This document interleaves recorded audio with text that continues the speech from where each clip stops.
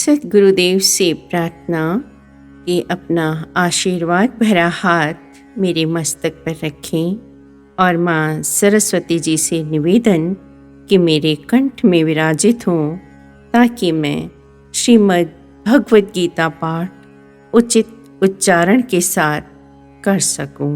अध्याय 16 श्लोक 17। भगवान कहते हैं कि वे अपने आप को श्रेष्ठ मानने वाले घमंडी पुरुष धन मान मद से युक्त होकर केवल नाम मात्र के लिए यज्ञों द्वारा पाखंड करते हुए शास्त्र विधि रहित यज्ञ करते हैं। सारुक्तावली ग्रंथ में आया है कि मनुष्य गुणों से श्रेष्ठ होता है, न कि उच्च आसन पर बैठने से। कौआ 7 मंजिले मकान के ऊपर बैठने से पक्षीराज नहीं बन सकता। पक्षीराज तो गरुड़ ही है। स्वर्ण का मूल्य इसलिए है कि अन्य व्यक्ति उसका मूल्यांकन करते हैं। स्वर्ण स्वयं अपनी प्रशंसा नहीं करता। सदैव अपनी योग्यता का भी ध्यान रखना होगा कि मेरी सामर्थ्य कितनी है।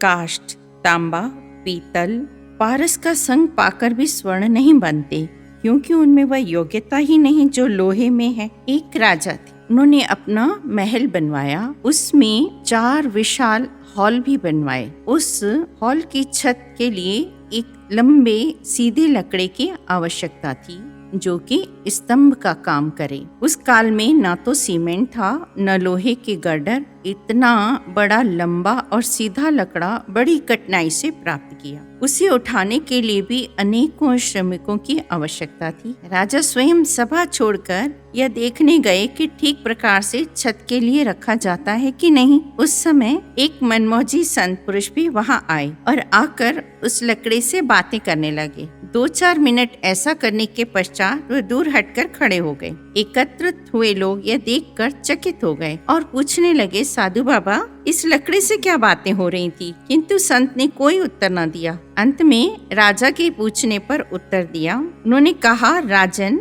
मैंने उससे पूछा कि तुझ में ऐसी कौन सी विशेषता है कि राजा स्वयं भी सभा त्याग कर तेरे दर्शन के लिए यहाँ आए हैं? तो उत्तर दिया, साधु बाबा, मुझ में सीधेपन का गुण है। मैं सीधा हूँ, साफ हूँ, न कोई वक्रता है न कोई ग्रंथि। इसलिए स्वयं राजा मेरे दर्शन के लिए आकर उपस्थित हुए। कितना सुंदर था यह उत्तर। किसी लकड़े में कोई वक्रता है, ग्रंथि है या कोई दोष है तो उसे निकम्मा माना जाता है, परंतु हम तो अपने को प्रजा की मुकुटमणि कहलवा कर भी सर्प के समान वक्र चाल चलते हैं, फिर भी अपने को सत्यवादी और बुद्धिमान मानते हैं। मानो संसार ही मूर्ख है जो इसे नहीं समझता। श्लोक 18। अहंकार, बल, दर्प, काम और क्रोध के वशीभूत होकर दूसरों की निंदा करने वाले अपने और दूसरों के शरीर में स्थित मुझ अंतर्यामी से द्वेष करते हैं। भगवान कहते हैं कि आसुरी संपदावान यद्यपि स्वयं गुणों से शून्य हैं, तो भी दूसरे गुणवानों के प्रति दोष दृष्टि रखते हैं, इसलिए उनकी निंदा करते हैं, उनके साथ अत्यंत क्रोध पूर्वक दुर्व्यवहार करते हैं। ईश्वर भक्तों से उनका अकारण वैर होता है। श्लोक 19। उन द्वेष करने वाले पापी क्रूर नराधमों को मैं संसार में बार बार आसुरी योनियों में ही डालता हूँ। एक व्यक्ति को एक बार तीव्र ज्वर हो गया। उस समय उसने देखा कि चूल्हे में जो आग है उसमें पानी डालने से जलती चिंगारियां बुझ गई हैं, तो मैं भी अपने शरीर पर क्यों न पानी डाल लूं ताकि ज्वर शांत हो जाए। तत्काल स्नानागार में जाकर जल में बैठ गया। ज्वर दिमाग में चढ़ गया और परिणाम स्वरूप मर गया। उसने यह नहीं समझा कि ज्वर तो औषधि से ही उतरेगा। असुरों की बुद्धि भी ऐसी ही होती है, जो धर्म को अधर्म, अधर्म को धर्म समझकर कर्म करते हैं और लाभ के स्थान पर हानि पाते हैं। हमारा अवगुण रूपी ज्वर राम नाम रूपी औषधि से ही दूर होगा, विषय भोग रूपी जल पड़ने से नहीं। श्लोक 20। भगवान कहते हैं कि हे अर्जुन, मूढ़ बुद्धि मुझको प्राप्त न होकर ही जन्म जन्म में आसुरी योनि को प्राप्त होते हैं, बाद में उससे भी अति नीच गति अर्थात घोर नरक को प्राप्त होते हैं। आसुरी संपदावानों के लक्षणों के विषय में सुनकर अर्जुन ने प्रश्न किया, भला अंत में उनके उद्धार का भी कोई उपाय है या नहीं? उत्तर में भगवान ने कहा कि वे हर समय में, हर जन्म में नीचे और नीचे ही गिरते जाते हैं और उनकी कोई शुभ गति नहीं होती, क्योंकि उनका मन पाप रूपी अपवित्रता से सदा भरा रहता है और वे वेद शास्त्रों की धर्म शिक्षा को ग्रहण ही नहीं करते। जब तक दैवी संपदा के गुणों को वे धारण नहीं करते, तब तक उनका उद्धार असंभव है। श्लोक 21। काम, क्रोध तथा लोभ ये नरक के 3 प्रकार के द्वार आत्मा का नाश करने वाले या अधोगति में ले जाने वाले हैं, इसलिए इन तीनों का त्याग करना चाहिए। अर्जुन को शंका हुई कि आसुरी संपदावान कितने भी प्रयत्न क्यों न करे तो भी उन असुरी दुर्गुणों से निवृत्ति अत्यंत दुष्कर है, तो फिर वे क्या करें? भगवान उनकी शंका निवृत्ति के लिए बता रहे हैं कि यदि वे उपयुक्त 3 दुर्गुण त्याग दें तो धीरे धीरे अन्य दुर्गुण भी नष्ट हो जाएंगे। दुखों का मूल कारण जो है वो है काम, क्रोध तथा लोभ। ये तीनों शांति, भक्ति और ज्ञान के शत्रु हैं। इन तीनों के वश में आकर मनुष्य अनेक पाप कर्म करता है और अंत में अपने विवेक को नष्ट कर देता है। सृष्टि की रचना ही समाप्त हो जाएगी।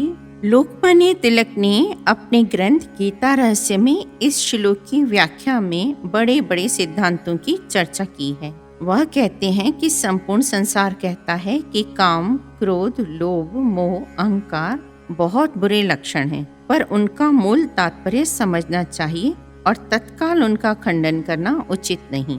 यदि आज से 100 वर्ष तक संपूर्ण सृष्टि ब्रह्मचारी हो जाए, अर्थात काम नाम ही न रहे, तो सृष्टि की रचना ही समाप्त हो जाएगी। योग्य काम के अभाव में तो साधु संत भी जन्म ग्रहण नहीं करेंगे।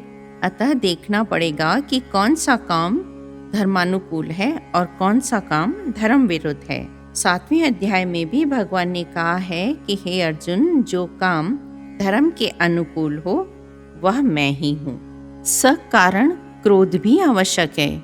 यदि कोई बालक, शिष्य या अधीनस्थ कर्मचारी कोई गलत या अनुचित कार्य करता है तो उन पर क्रोध करना आवश्यक है। यह क्रोध सुधार की भावना से किया जाता है। धूर्त हत्यारों के लिए कठोर दंड की व्यवस्था नहीं करेंगे तो राज्य में अनाचार और अव्यवस्था फैल जाएगी। क्रोध के अभाव में अपराधियों को दंड कैसे दिया जा सकता है? इसी प्रकार व्यवहार में लोभ का होना भी जरूरी है। सामान्य लोभ के अभाव में तो धन का संचय हो ही नहीं सकता। शासन कार्य को सुचारू ढंग से चलाने के लिए भी धन का संचय तो करना ही पड़ेगा। इसलिए लोभ के अभाव में राज्य व्यवहार कैसे चलेगा? असीम लोभ, अधर्म युक्त लोभ अनुचित और हानिकारक है। इसी प्रकार मोह या ममता के अभाव में भी संसार का व्यवहार नहीं चल सकता। परिवार का कोई सदस्य अस्वस्थ हो और हम कहें कि मोह ममता तो अनुचित है, आप ही स्वस्थ हो जाएगा, न तो ठीक प्रकार से उसकी दवा करें न कोई चिंता करें, तो क्या यह धर्म है? नहीं। ऐसी उपेक्षा, अवहेलना तो हृदयहीनता और अधर्म ही मानी जाएगी। इसी प्रकार अहंकार का उचित मात्रा में होना आवश्यक ही है। अपने सम्मान और प्रतिष्ठा की रक्षा करना भी धर्म है। तात्पर्य यह है कि ये पांचों उचित मात्रा में मर्यादा के भीतर सुखदायी और लाभप्रद हैं, परंतु सीमा से बाहर जाकर ये नरक के द्वार बन जाते हैं। सर्प विष कितना घातक विष है, परंतु यदि वह भी विधि से और योग्यता से जब दवा के काम में लिया जाता है तो शरीर के अनेक दुखों को दूर करता है। श्लोक 22। भगवान कहते हैं कि हे कुंती पुत्र अर्जुन, इन तीनों नरक के द्वारों से जो पुरुष अपने को बचाता है वह अपना कल्याण करता है और इस प्रकार परम गति को प्राप्त होता है। श्लोक 23। जो पुरुष शास्त्र विधि को त्याग कर स्वेच्छा से आचरण करता है वह न सिद्धि को, न इस लोक के सुखों को, न ही परम गति को प्राप्त होता है। श्लोक 24। इसलिए क्या करना चाहिए, क्या नहीं करना चाहिए, इस विषय में शास्त्रों को प्रमाण जानकर शास्त्र विधि अनुसार कर्म करने चाहिए। भगवान श्री कृष्ण यहाँ पर अर्जुन को समस्त अध्याय का सारांश बता रहे हैं कि जो प्राणी विवेक शक्ति का भली भांति उपयोग करते हैं, इन नरक के तीनों द्वारों काम, क्रोध तथा लोभ से किनारा कर लेते हैं, वह इस लोक में सुखी जीवन बिताते हैं। इसी प्रकार निषिद्ध कर्म भी हैं, जैसे परस्त्री गमन, चोरी, मिथ्या भाषण, छल कपट का व्यवहार, हिंसा, अत्याचार। इन सभी बातों का विचार करके जो शास्त्र के आदेश के अनुसार कर्म करता है, उसके सभी कार्य सुखद और सुगतिप्रद होते हैं। कबीर ने एक सुंदर शब्द में कहा है कि जो प्रातः काल उठकर स्नान आदि के पश्चात बड़े बड़े तिलक लगाकर संध्या वंदन करता है, रात्रि को भी संध्या वंदन करता है, परंतु यदि वह सभी प्रदर्शन मात्र के लिए करता है कि चाहे लोग उसकी मान प्रतिष्ठा करें, तो भी वह गलती है, वह कूपमंडू की है। जैसे कूपमंडू सारा दिन जल में पड़ा रहता है, परंतु उसके मन में स्नान का भाव तो होता नहीं है, अतः जल उसे कोई लाभ नहीं पहुंचाता। ईश्वर तो सत्य का ही साथी है, न कि प्रदर्शन का। वह तो अंतर्यामी है, सभी के हार्दिक भावों को जानने वाले हैं। वह इन पाखंडपूर्ण रीतियों से कैसे छले जा सकते हैं। पूजा पाठ जो कुछ किया जाए, चाहे वह थोड़ा ही क्यों न हो, परंतु नम्रता, सच्चाई, श्रद्धा और प्रेम से किया गया है, तो वह ही अंतःकरण को शुद्ध करेगा। भगवान अंतिम श्लोक में अर्जुन को स्पष्ट रूप से कहते हैं कि तुम क्षत्रिय हो, वेद शास्त्र के अनुसार तुम्हें युद्ध करना ही चाहिए, अतः यह मन की दुर्बलता त्यागो, व्यर्थ की दया को तिलांजलि देकर युद्ध करो। तुम्हें मोक्ष की इच्छा है तो इस संसार में कर्तव्य और अकर्तव्य कर्मों के निश्चय के लिए मात्र शास्त्रोक्त प्रमाण ही योग्य और उपयोगी हैं, इसलिए तद अनुकूल बर्ताव करो। इस प्रकार भगवान के गाए हुए गीतोपनिषद में ब्रह्म विद्या के अंतर्गत योग शास्त्र से संबंधित श्री कृष्ण और अर्जुन के संवाद में देव असुर संपदा विभाग योग नामक 16वां अध्याय समाप्त हुआ। ओम नमो भगवते वासुदेवाय। अथ सप्तदशो अध्याय श्रद्धा त्रय विभाग योग। श्री कृष्ण भगवान कहते हैं कि जो व्यक्ति कर्म करते समय शास्त्रोक्त रीति का त्याग करता है, उसे कोई सिद्धि प्राप्त नहीं होती और वह परम गति को भी प्राप्त नहीं हो सकता। श्लोक पहला। अर्जुन कहते हैं कि हे कृष्ण, जो व्यक्ति शास्त्र विधि को त्याग कर केवल श्रद्धा से युक्त हुए देवादि का पूजन करते हैं, फिर उनकी स्थिति कैसी होती है, सात्विकी, राजसी अथवा तामसी?